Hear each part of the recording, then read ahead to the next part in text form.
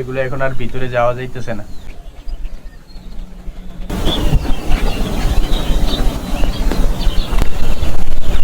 Right now guys, জায়গাটা খুবই একটা অসাধারণ একটা জায়গা। এদিক দিয়ে হচ্ছে আপনার যে দেখেন 1টা 2টা 3টা 4টা 5টা, আর এটা হচ্ছে আপনার যে এটার ভিতরে আসার রাস্তাটা। বাট এদিক দিয়ে একটা দিয়েই মানুষ বিভিন্ন জায়গায় যাইতে পারতো। ভিতরে অনেকগুলো কূপ আছে, এগুলো আমরা শুনলাম আর কি ইতিহাসে, এগুলো যে ভিতরে অনেকগুলো কূপ আছে যারা আপনার ধন সম্পদ দৌলত এগুলো হচ্ছে লুকিয়ে রাখতো। বাট এখন এগুলো হচ্ছে সরকার বালি দিয়া বা বন্ধ করে আইছে, এগুলো এখন আর ভিতরে যাওয়া যাইতেছে না। অনেক আগেই সেনাবাহিনী কিছু গেছিল তদন্ত করার জন্য, কিছু মানুষ বাইরে হতে পারছে, কিছু মানুষ বাইরে হতে পারছে না, এরকম আমরা শুনলাম। রাইট নাও গাইস, তো এদিকে বেশ কিছু জায়গা আমরা শুট নিলাম। তো জায়গাটা খুবই অসাধারণ একটা জায়গা। তো আপনাদের সময় হলে এদিকে আসবেন, ঘুরবেন।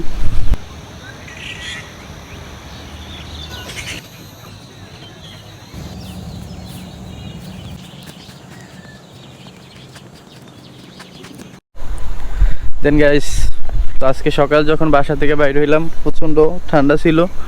তো এদিকে আসার পরে আজকে সূর্যটা বেশ সুন্দর একটা ওয়েদারে এখন আছি আমরা, বাট ওইরকম ঠান্ডা লাগতেছে না।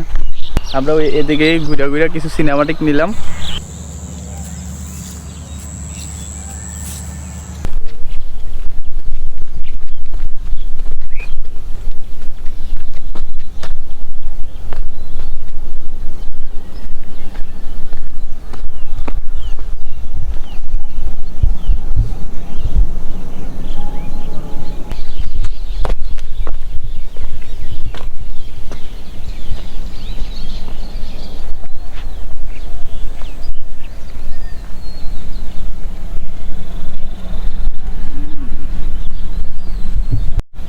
সো গাইস, এই জায়গাটা যত ঘুরতেছি ততই ভালো লাগতেছে, নতুন নতুন শুধু জায়গা দেখা পাইতেছি। বাট এই জায়গাটার সম্পর্কে আপনারা যারা আসবেন এটার ইতিহাসটা যদি জেনে আসেন বা ইউটিউবে গুগলে সার্চ করে আসেন, তো আপনাদের কাছে আরও বেশি ভালো লাগবে।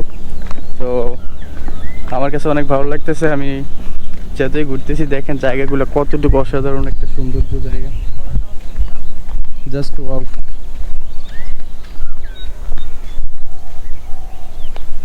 দেন গাইস, তো এদিকে আমি এর আগেও একবার ব্লগ করছি, আপনারা হয়তো দেখছেন কাউসার ভাইয়ের সাথে। কাউসার ভাইয়ের জন্য কিন্তু কাউসার ভাই এই জায়গাটায় অনেকবার সাইকেল স্ট্যান্ড করে, বা প্রত্যেক দিনে প্রত্যেক শুক্রবারে, বা উনি সময় পাইলে সকালেও করে।